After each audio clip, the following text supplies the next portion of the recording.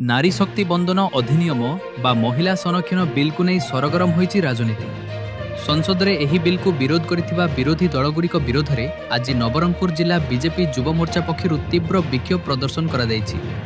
राज्य बीजेपी युव मोर्चा उपसभापति उमेश खोसाला नेतृत्व में दलीय कर्मी माने नवरंगपुर में एकाठी होई इंडिमेंट विरोध में स्लोगान देवा सह विरोधी दोमुहा नीति को निंदा करिसेंति।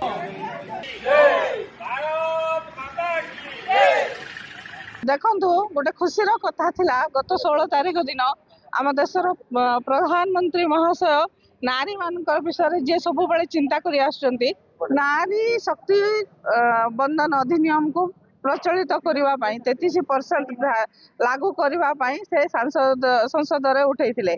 किंतु दुखर विषय सर्वोपरि सब बड़े जेमती करी आछि कांग्रेस नारी विरोधी कांग्रेस सीए मना कला।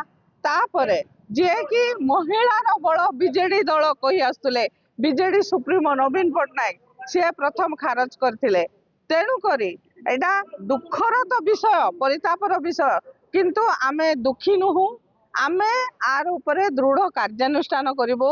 भारतीय जनता पार्टी युव मोर्चा तरफ सारा भारत रे एक कार्यक्रम रखा जाइथिला जोटा कि 16 तारिख दिन जो नारी शक्ति बंधन अधिनियम बिल आम देश यशस्वी प्रधानमंत्री नरेंद्र भाई मोदी जो बिल आनी ताकू कांग्रेस एवं तांकर ईडी मेंटो जो बड़ी भाव रे चक्रांत करी माँ मानू जो आग को आणवारे जो बाधक साजिशंती जो कांग्रेस ईडी मेंटो जो विरोध करी जो बिल को पास करने को दे नांती से बिल को जो कांग्रेस पार्टी अभिमुख्य को आख्या माने लोकलोचन को आने एक भारतीय जनता पार्टी युव मोर्चा गोटे कार्यक्रम करुथिला।